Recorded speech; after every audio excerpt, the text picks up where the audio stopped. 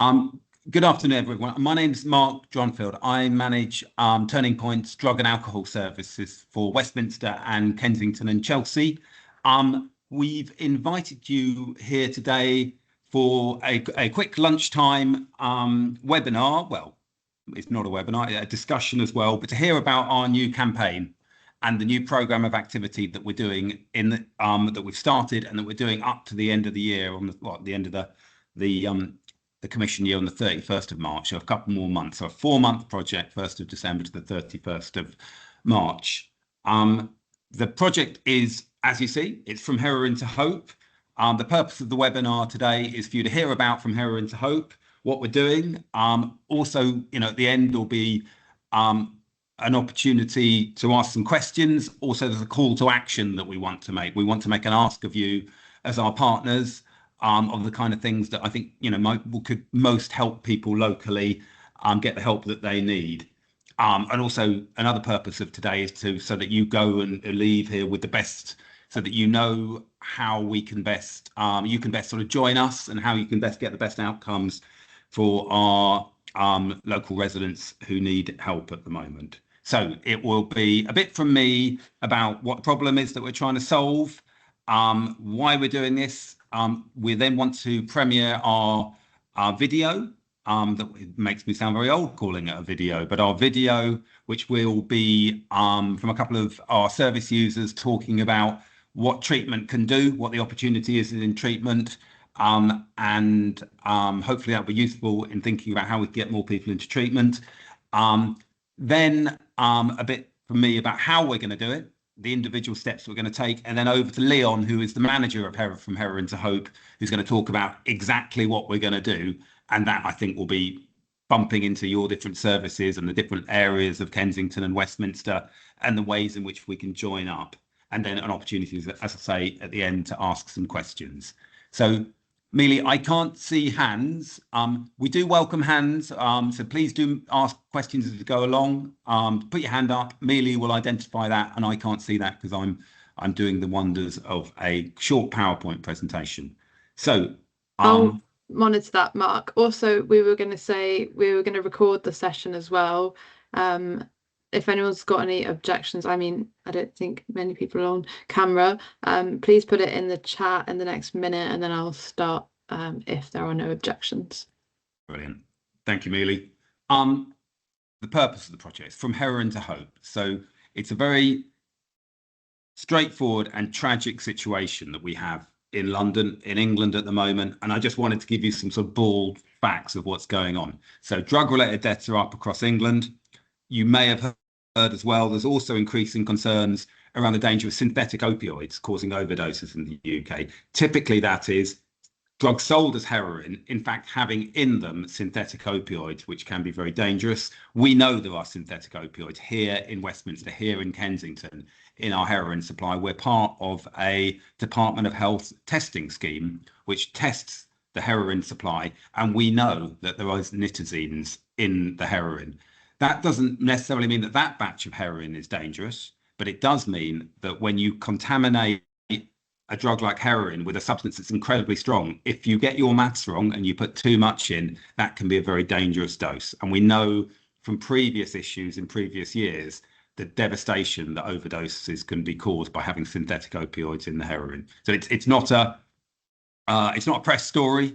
There are, in fact, synthetic opioids in the heroin here locally that drug dealers are selling and that local residents are buying, and it's obviously a very big concern. So just to give you a tiny bit of data, it's not just an England issue, it's an issue for us. You can see the Office of National Statistics data here. We have around one person a month in each borough who is dying of drug poisoning. It isn't all heroin overdoses, but within the data that you can see there, heroin overdoses is a really important part of it. Another issue that is particularly for us at the moment is polysubstance misuse. People who just used heroin actually engage in treatment well. All the data shows that, do well in treatment. But what we're dealing with locally is a pattern of polysubstance misuse, polydepressant use, so alcohol, heroin.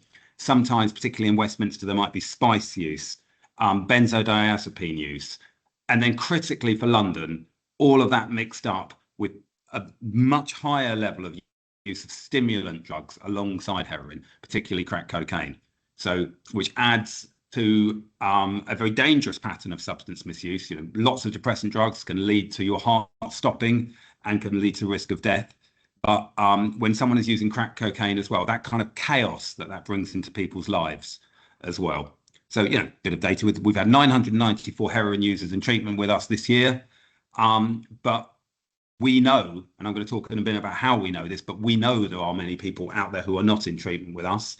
And also that's not just because we haven't been telling them that. It's not just because there's misconceptions that, I don't know, we just need to tell them again and again the same piece of information. The purpose of this From Heroin to Hope is that we're actually going to do things differently. We actually have to provide different services and do them in a different way if we want to reach out to these particular people. Just doing what we'd normally do, but doing it more, just sort of shouting louder, doing more marketing, doing more of a campaign won't be enough. We're going to be talking today about things we're actually going to do differently. That comes out in the underlying data. So 80% of the heroin users that we assess in this service, we already know them. They've already been round at least once before. That includes people who are assessed in prison, in police stations, which strongly indicates that what's going on locally is that while there are a group of people that are completely unknown to us, and we absolutely need to do something about those people. What there is a group of people that we can actually sort of calculate the size of, who are known to us, not currently in treatment, and very likely still using heroin. So this project is all about reaching out to, it's not some kind of, you know, airy fairy thing about, oh, let's try and attract people into treatment. We are in this project, and Leon will talk about it when we get to it, actually got a list of names of people that we know where they live, we know their telephone numbers, we know their rough sleeping sites, we know a lot about them, and this project is about doing something different to reach out to them. So I think the headline would be, it's time for a new approach. A tiny bit more on that would be, so this is the data on the use of naloxone. So naloxone is a drug that can be used to remedy a heroin overdose, that can bring someone round. If you haven't got some in your pocket today, then, oh no.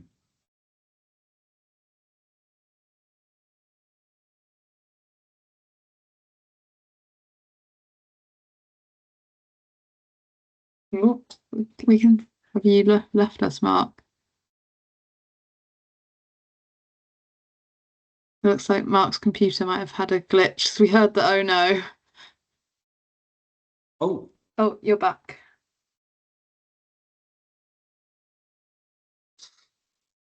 Mark, you're back? I'm back. I Yes. do apologise. I don't know what happened to my Wi-Fi there. I suppose it was the call I was about to make, which is about naloxone. If you haven't got naloxone in your bag, then speak. You know, put your details in the chat, and we will make sure that you're issued with the naloxone. It's a life-saving medication. Am I successfully sharing my screen, Leon? Yes, you're we good. will do. Yep. So I think what you can see there is that ambulances have been called all the time. It goes up and it goes down, but it doesn't go up and down very much. Ambulances have been called all the time, and ambulance drivers are saving people's lives. Also, there's data to show that St Mungo staff are saving people's lives, that CSDM staff are, that Turning Point staff are, that Look Ahead staff are. There are repeated uses of naloxone all over London, all over our boroughs. And as the person myself who chairs the Rough Sleepers Death Review for Kensington and also the one for Westminster, I can tell you that it doesn't work every time and that we lose people. So back to my slides. So the message at the bottom, that we know treatment works. We have the number of people who overdose from heroin, who are on a methadone prescription or a buprenorphine prescription or a Buvidal prescription, or in treatment in general, is very, very low. And the number of people who overdose who aren't on those things is very, very high.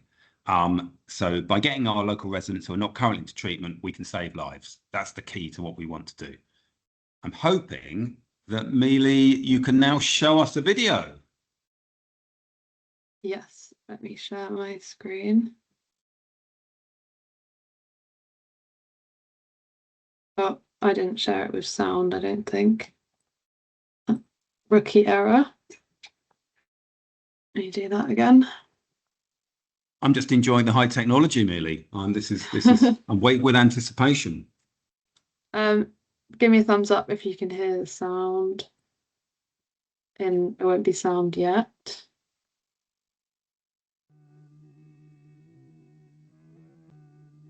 It's not playing sound at the moment.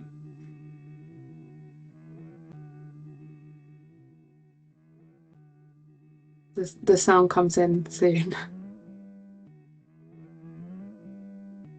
During the COVID period, I Yes. lost my job. I used to be a security guard and I ended up in a hostel. It got very volatile and I didn't feel safe, and I ended up just running away and going on the streets. It just kind of down spiraled, and a lot of people on the streets, their routine is to do drugs, and I just got swept away in that routine and it just became part of my life. I had no idea how far I had fallen. I'd become a totally different person. The way it affected me was I just lost my relationships with my close family members. I didn't want to work, and I didn't want to form any new relationships. Well, the Rough Sleepers helped me. They gave me a list of places that I could go to get help, like sitters' advice, food to eat, wash my clothes, have a bath and stuff like that. So that was a good start. I didn't have any network of support, so it was really good to have someone come in and have a whole list of places in my area that I was homeless in, which I never knew about, to get me into a bit of a routine. In my experience as an outreach worker, people deal with stigma attached. They find it quite shameful to go and present themselves to like the town hall if they've been rough sleeping, or the way they look, or it could be the way they feel. Substance use is a big problem because their lives can be pretty chaotic. Dealing with mental health and physical health issues is a big factor as well. A lot of these issues are untreated, and they use drugs or substances as a way to self-medicate most of the time. So helping people access services that can help them deal with their mental health or their physical health is definitely a foundation into them for their ongoing recovery. Many years ago, I came here as a teacher. We had problems in my marriage. After we separated, I had immigration problems. And so I had to go and live on the streets. It's a very, very traumatizing period of one's life, because there's nothing as bad as living on the streets where you have no hope, where there is nothing that's in the plate for you. Turning point was a turning point in my life. You're coming from trauma, and suddenly you have company. You are never alone when you're at a turning point. They've given me massive, massive support, and it's unbelievable where I am. So we would help people to engage in meaningful activities and other forms of treatment. So that could be referring them into one of our group skills program, employment, training and education. It's very important. It's really important for somebody to have some structure back in their life. We would support somebody to a fellowship meeting in the area, refer them into community living well, mental health services for additional support. Helps people to reintegrate back into the community, and it gives them a sense of belonging, and it also creates a structure in their life which helps to reduce the impact of substance use, and it improves emotional well-being and mental health and just a sense of self. Working for Turning Point gives me a real sense of purpose. I see the change that we elicit in people's lives day to day. I've seen people go from, their rock bottom to, living their best life, rebuilding relationships with families, improving their physical and mental health, going to detox and rehab and coming out the other end with a new sense of purpose and belief in themselves. I have lived experience myself, and I've been on a journey, so I understand what it sort of takes to get through some of these hard times that they're dealing with. it's all about keeping the momentum going, you know, and there's always something that you can work on, you know, and there's no shame, there's no judgment. They're always there for you to support you in anything that you need to do.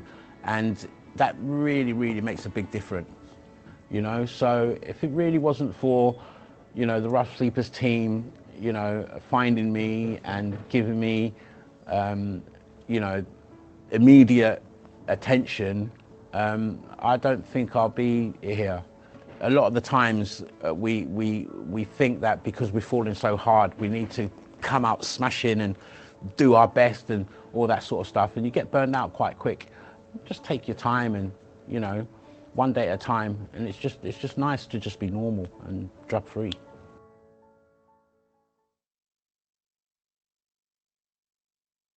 Brilliant. So that's to give you an idea of some of the how we're communicating the project. We, you know, using videos like that, using banners, using posters, using leaflets to reach out to services. But as Leon will say in a minute, the key thing we do is we go out and see people. We are, if there's any, you know, there's many things. I hope that when you think of Turning Point, you think of good things. But I think the USP that we've got, we believe in seeing people face to face. We believe in going to their homes, having a cup of tea with them, and having that conversation. I think was it Ernie said about someone caring about him, having a relationship with people. So it is. We may make it sound complicated, but to be honest, it probably is about that simple. I think recovery. Just a bit about how we're going to deliver this project, how we are delivering this project. I'll quickly share my screen again so you can see, just to, you know, quickly talk you through how the approach here works, which is 5 aspects to it from Heroin type. The first bit is a place-based approach. What we mean by that, and it particularly is relevant to homelessness clients. So many of our heroin users are either homeless or have got significant problems with their housing. It's just simply that we have now got to a place, I think, in both boroughs where we have an agreement with the housing services and with the healthcare services that we are no longer going to be providing, say, a methadone script to someone but not housing them, or housing them but not having a methadone script. Just the idea that we do everything together on the same day in the same place, in terms of housing, healthcare, substance misuse, joint plans. You know, we've seen it over and over again. Prescribing methadone to someone who's still sleeping rough, they'll drop off the methadone script. Housing someone in a hostel but not providing with a methadone script, well, they risk abandoning the accommodation or not paying their rent and falling out of it. So joining up together is incredibly important. The second bit is a grand way, the psychologically informed environment is a grand way of saying what Ernie was saying, which is we are moving from a place of providing treatment services or recovery services to providing needs-led services.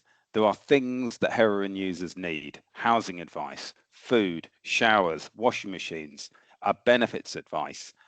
They know what they need. They come to us. They particularly come to our brilliant Build on Belief services on the weekends, asking for help. And I think it's going to absolutely critical is that we have moved from a model which I hope we never said, you've come to the wrong place, or your appointment's later today, we won't let you in, or we don't do that here. But I think for many people, and if you speak to heroin users across the boroughs, they will say to you, every front door appears to be the wrong front door sometimes. Key to the psychologically informed environment, that's how I interpret it, is people knock on the door, we let them in. They say they want some help. We don't immediately say, we're wrong day, wrong time, we're appointments only. We say, come in, let's have a cup of tea, let's discuss it. You know, it doesn't mean that we can necessarily provide a solution to every problem, but we're in the business of helping people and letting people define their own problem. You know, if someone isn't in a position to stop using drugs, well, we know that. We can accept people as they are, not as we want them to be. Leon will talk in a minute about assertive outreach. It's all based on assertive outreach. You know, the whole service now is an assertive outreach service. If we don't go out and see people, then we'll only see the people who come and see us. Well, we can't do that. I think incredibly important is this idea of transitions. We really want to move beyond the idea of asking you to refer people to us. Where we want to get to is that we're part of your service. If you work in a mental health hospital, we want to make sure that we are part of your discharge plan. If you work in a homeless hostel and you're looking to move someone on into supported housing, we want to be part of that plan.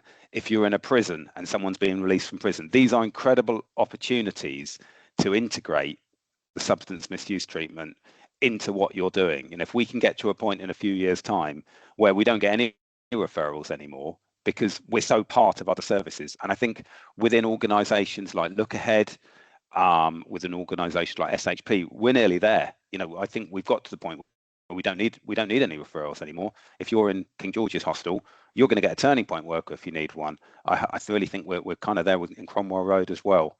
So big part of our plans. Let me just think about points I wanted to make about people leaving. Well, I'll move on to the final one first. So the systems change. We do a package of training and support. We have hundreds of Kensington and Westminster local professionals coming to our training program every month, which ranges from sort of training on spice to training on basic drugs awareness, to training on parental substance misuse, and everything in between. We also do an accredited training program. A really big part of what we do as well is to work in partnership across the borough to make it so that pathways meet the needs of heroin users, even if heroin users don't necessarily want to access treatment at that time. You know, can we make that experience when they go to hospital one where they get better outcomes, or when, you know, people are in a hostel and people getting better outcomes, even if we can't go all the way with treatment at the moment. Leon, I think I've spoken enough. Without further ado, so I've sort of said how we're going to do it, the principles, but I'll ask Hendrik in a minute because I'll ask Hendrik a question, and then after Hendrik, Leon, we'll move on to you of what on earth are we going to do and what do we want these fine people to help us with. Hendrik, your hand was up, sir.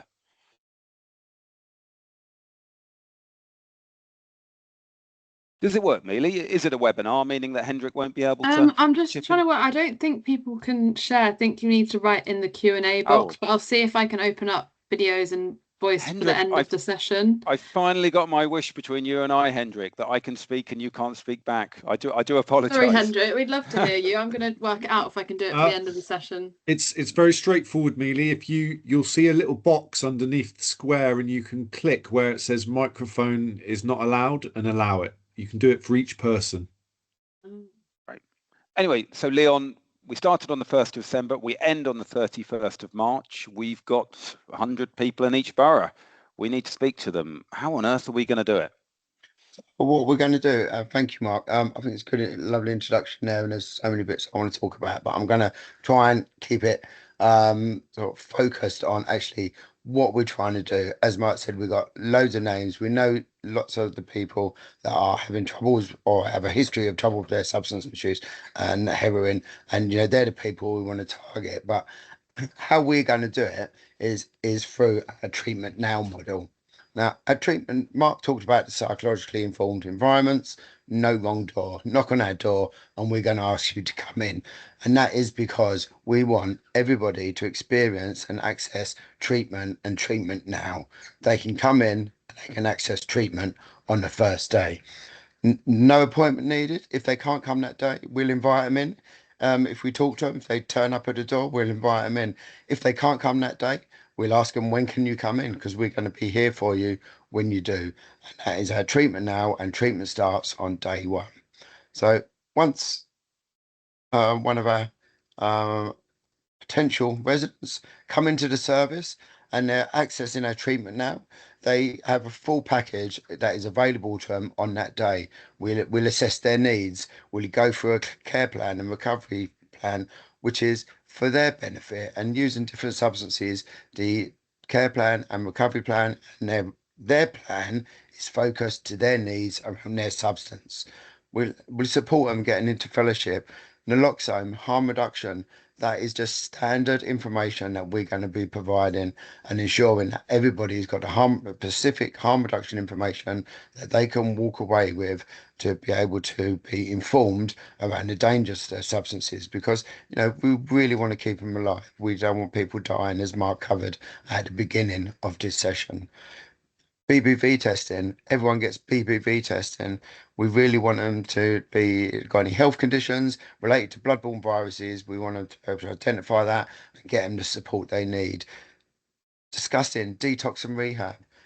Everyone needs to know what are their options going to detox and rehab. When people come into treatment now, we invite them into our treatment and induction group.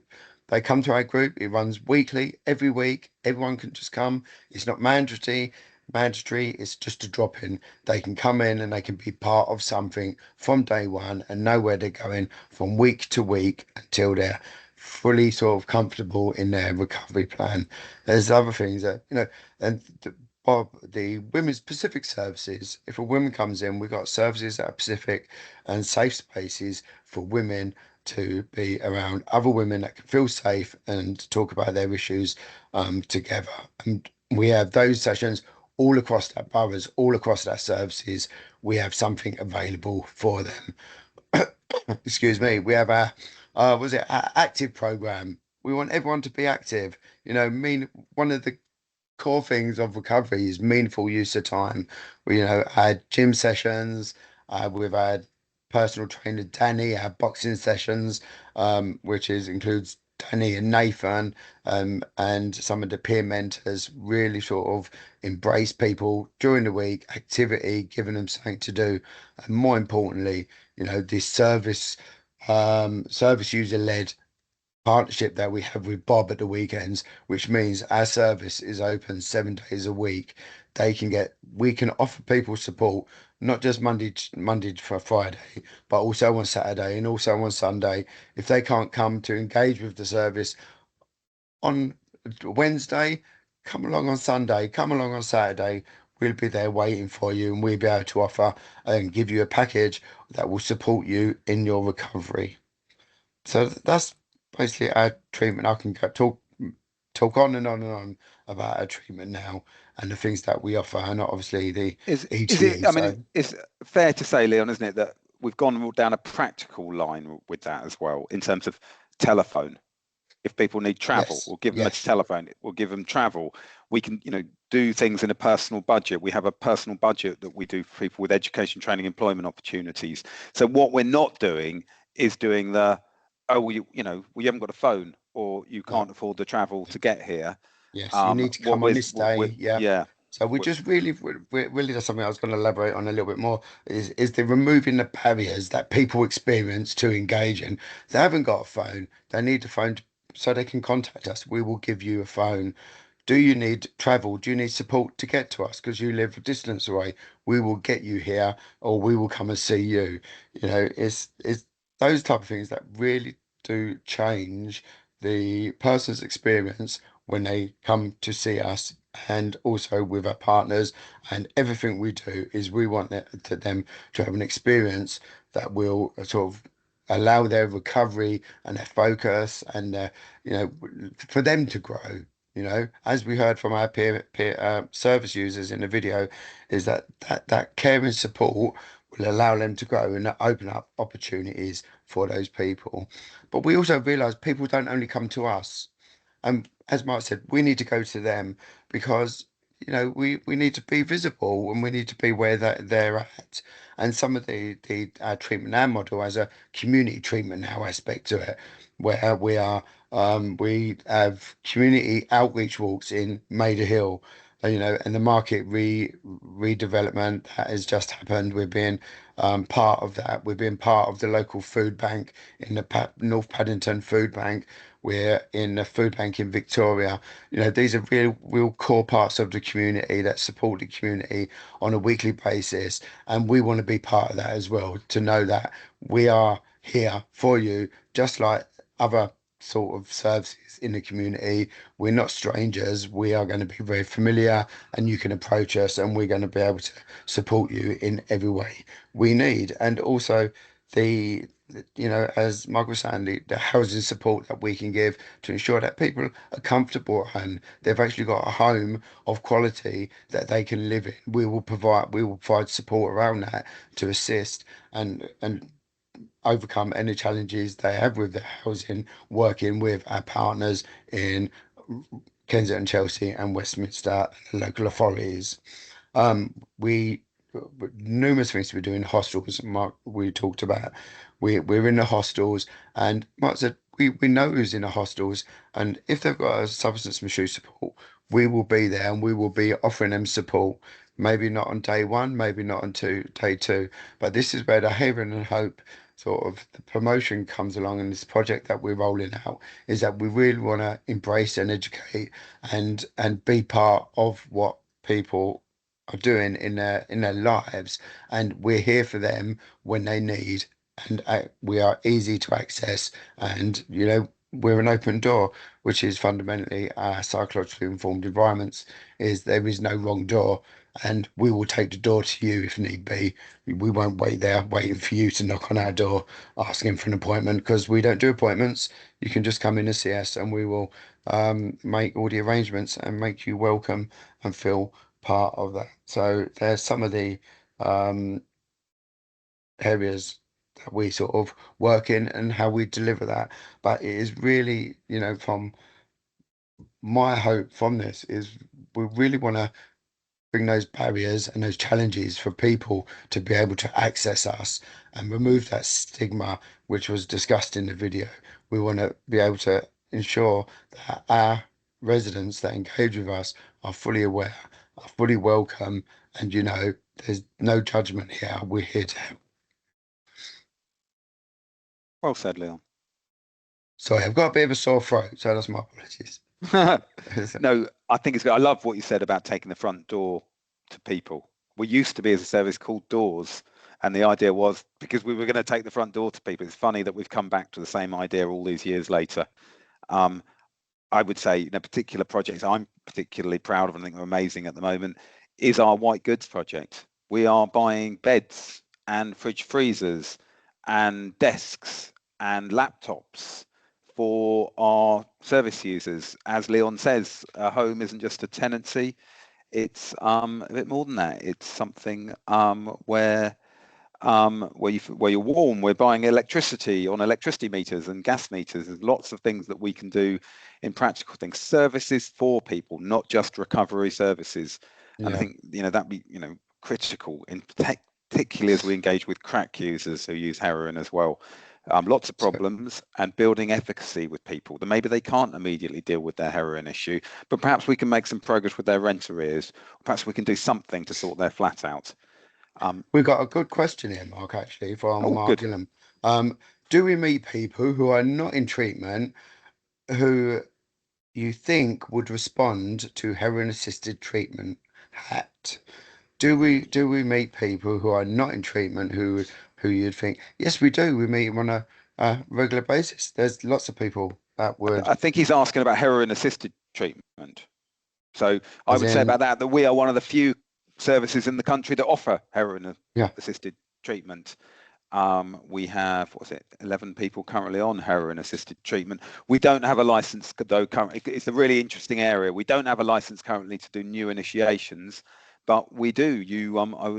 It's one of the incredibly interesting things about running services in the West End, that we often have those incredible things. We are prescribing heroin here for that client group, very controlled and assisted in an appropriate way for a tiny proportion of the client group, and get amazing outcomes for it, and are one of the national leading centres of excellence on that.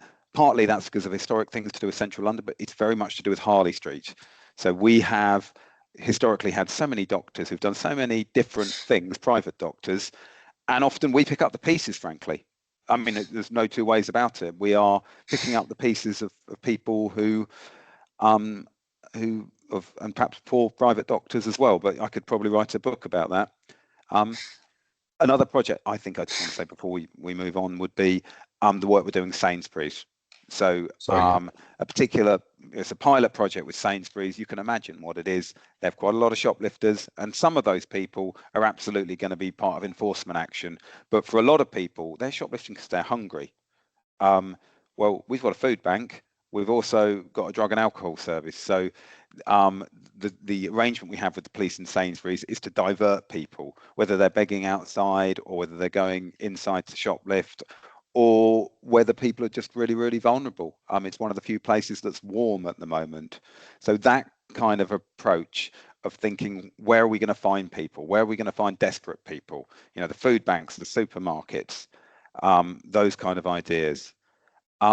So before the last bit where I say what we'd like from you, can we move to any questions? So has anyone got any questions? And Leon, have a quick read of the chat, see if we've got any.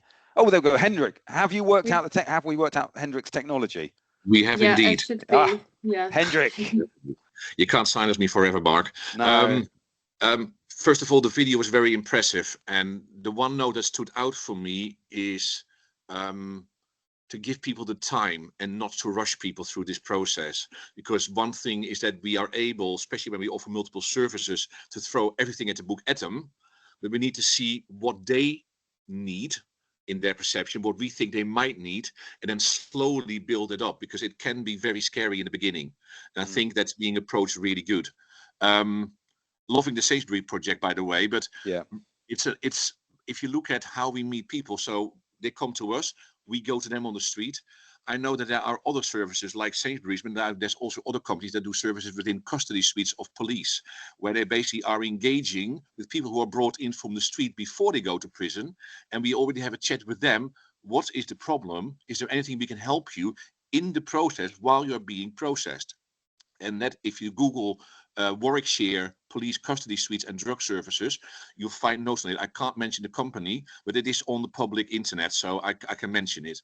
And I think that because we're already involved in prison work, it would be great to just look at different angles, how to get to people. And also, are we able to do something what Narcotics Anonymous does, PINO, where we basically do public information and interest, and we go out to places where potentially people with an issue might come. Doctor services, A&Es, all that kind of stuff. Can we get a message like we do in our lectures? Can we get a message to professionals that they know where to send people that they come across? That's my questions, basically. Yeah, no, really good points. With the police station one first. So we've got good coverage of the smaller police stations, but we do struggle with Charing Cross. So if we were having a discussion here about Hammersmith and Hammersmith police station, it works quite well, because quite a lot of people from Hammersmith go to Hammersmith police station. Charing Cross police station is the police station for half of London, half of Europe, perhaps. So there are absolutely engaging with people, going out to meet people is all very important, but actually we know that a lot of our service users aren't as mobile as we think they are. Some of them are ending up in particular places, hospital beds, alas, police stations, alas, sometimes prisons. So you can run around all you like, but you can also use your brain and think, well, we've got individuals who've had more than 25 episodes of going to prison and then coming out again. So we've absolutely got the opportunity to have proper sit-down conversations with them. One of the plans across London is to have better coverage of police custody suites, because essentially what's happening is people from different boroughs go to any police custody suites. It's quite difficult to know where you're going to find your clients. And it's also silly, isn't it? Oh, that heroin user's from Camden, or that one's from Westminster. Well, about 50% of our heroin users are homeless. They're not from anywhere in particular, but there are those issues that need sorting out. But I do think we've made a lot of progress, and we do have staff in police stations. But I completely agree about A&E as well. There's such an unmet need of people who are getting very ill in hospital. But that's it. That's the challenge, isn't it? We've moved away from the idea that, there's a load of people out there, but nobody knows who they are. It's nonsense. We've identified 100 names in each of the two boroughs of people that we definitely know, and we need to access via police stations, via A&E, via knocking on their door, not continue with this line of, we just need to advertise to them. They are named individuals who are not getting the help that they need, and we know they're not. So a couple of answers there. We're happy for them to tell us to go away, Mark, as well. But at least we know that we're trying to engage them. So every one of those 100 will at least have a knock on the door, so that they've got the opportunity to tell us to go away if they'd like us to. Yeah, we got a question from George as well, asking about the support for crack users. And I suppose to answer that is, George, is the support that we got for heroin users is very similar to those that are crack users. But although we understand that provide support for their substance and make it, you know, specific to their needs. For example, the crack users, you know, the availability to them of meaningful use of time, you know, is really, really important. So we do emphasize on the different activities that would have be available to them to help them with their particular substance misuse. So we try and sort of define recovery to actual people's needs rather than just drugs in general. Yeah. And I think the big innovation, George, around crack is to be needs led. The reason why we're open on weekends, the reason why we now do dinners, the reason why we do clothes, we do food, is that we're very confident in our crack treatment. We have excellent crack treatment at Turning Point. But what we don't have is that, because obviously with heroin users, the first thing people think of is methadone. That isn't available for crack users in the same way, obviously. So what we're trying to do is have ways in which we do meet people's needs, that we can be attractive to them, that we can offer them something they'd actually want to come to, in the same way perhaps that a heroin user would want a methadone script. And that's not just in order to, you know, get in the door, open up the discussion. It's also so that we can actually solve a problem with people, be part of them. Exactly what Liam said in the video, getting to know Ernie, so that we've solved the problem. If we've solved their housing issue or we've sorted out their benefits, well, guess what? We've solved one problem. Let's see if we can solve another problem. And I think that is fundamental to working with crack users. Anyway, that's what I'm coming from. Oh, Nat. Hi. Hi everyone. I don't know if I know everyone on the call. My name is Nat Travis. I'm National Head of Service for Public Health and Substance Use at Turning Point. I just wanted to add in, just build on a little bit of what's been said around the offer for people using crack, if I may. So I think I totally agree with everything you've said, Leon. I think there's, and what you said as well, Mark, I think sometimes it's a bit of a different niche or a different way of engaging with people that are using crack. And there isn't that, like you said, Mark, there isn't that obvious kind of opiate substitute therapy or needle and syringe provision or something like that for people using crack. So I think it's really important that we are meeting people where we're at and thinking about some of those wider needs. There's a big piece of research that's been done around unmet treatment need that's about to be published, but we were able to have a bit of an early look at it because we were involved in it. And actually, some of the things that came back around people that were using crack and not that weren't in treatment is that they didn't really feel like treatment had that much to offer them. And actually what they really wanted was a warm place, sometimes with something to eat, and they wanted to have a chat with somebody that spoke to them really well. Now, obviously, we want to be able to aspire to that for all the people that we support. I think we are also, though, having a look at our psychosocial intervention, so our offer for people that are using cracks. We've got a bit of a review underway that's being led by one of our psychologists. And the other area that we're exploring, although it has got some pitfalls, is how we could look at giving out safer inhalation pipes. So how could we then be able to engage people that are using crack with a really key harm reduction intervention? But it's a little bit different from giving out a kind of sterile injecting equipment because of the legislation. So we've got a distance to go with that organisationally, but that's certainly kind of on our sort of list of ambitions and really in line with that harm reduction kind of focus and strategy that we want to have. Thank you. Thanks, Nat. Michael. Thanks, Mark. Thanks, Leon, for the presentation. So it's a quick question that's partly been answered by Mark saying we'll go and knock on people's doors. My question was, if for whatever reason someone doesn't make it to the hub or can't come to the on-site for support, what would we do to support them, Leon? We will go to them. You know, as I said, we will take the door, the no wrong door to them, wherever they are. We will meet their needs. You know, life is not everybody can come to us, and we really do recognise that, and that shouldn't stop them from being able to receive the support and the services and everything that we can provide them to help them. So, you know, we will take it to them, Michael. You know, that's a no questions asked. Is we will help them come to us, or we will go to them. Thank you. Raymond? Hello, yeah. Excuse me, I thought I'd jump in. So I'm Ray, I manage the Rough Sleepers team in Kensington and Chelsea, and I thought at this point I'd jump in just to give you an example that's going on at the moment. So we've been actively targeting somebody from the list for heroin treatment, and we weren't able to contact by phone, unable to find him at his regular sleeping sites, but the local authority outreach team, who we presented the Heroin to Hope campaign to a few weeks ago, have brought him in today, about an hour ago, literally whilst we're just starting this meeting. So he's now being assessed and waiting. Once his assessment's finished, he'll be in to see our doctor to start opiate substitute treatment.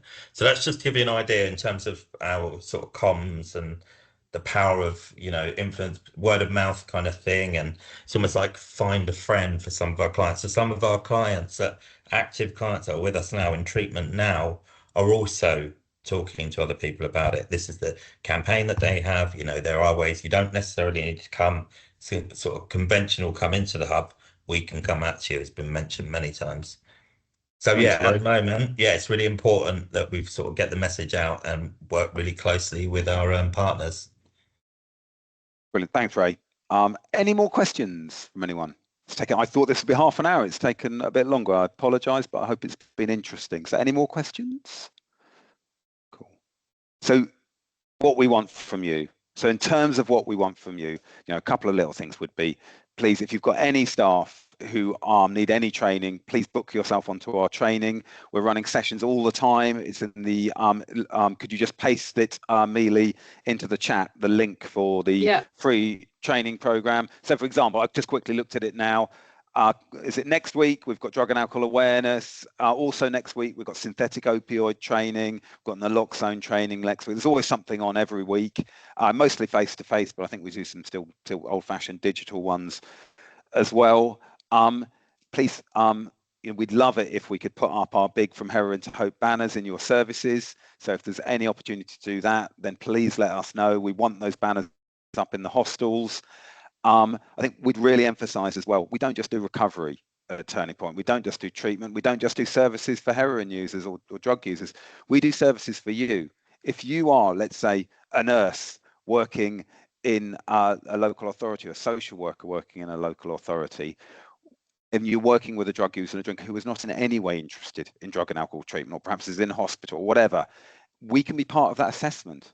We do assessments at Turning Point. If you want to know the extent to which their substance misuse is impacting on, I don't know, their executive function or their mental capacity or any of those kind of issues, if you're a children's social worker and you're wondering whether their level of, I don't know, cannabis use is affecting their parental capacity, we do a service for you as well. We can come, do an assessment and help you in your job, even if there's no chance at this stage that the person would then be referred to us. So I just think we want to really keep that in mind, that we're there, that systems change thing, we're there to make services work better for heroin users and drug users, not just get as many people into treatment. Though we have got a secret agenda and we'll be working on that as well.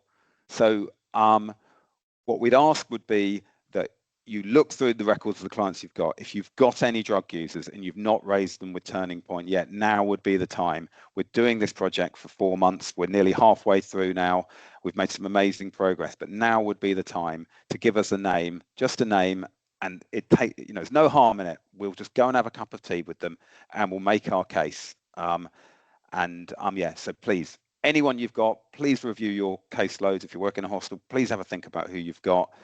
Tell us what we're going on. We will be accountable if you give us a name.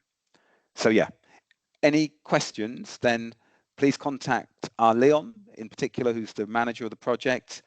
And we look forward to seeing you out and about. And you will hear, as we count down to the end of this project, what have we got left? We've got about 60, 70 days left. We're going to be counting it down and we'll start giving you some numbers so you can see how many people we've managed to engage and how many we've got left against that target that we have of 100 in each borough. So yeah, thank you so much for today. And I will see you out there. Thanks very much for your time. Thank you. Guys. Bye. Thanks, everyone.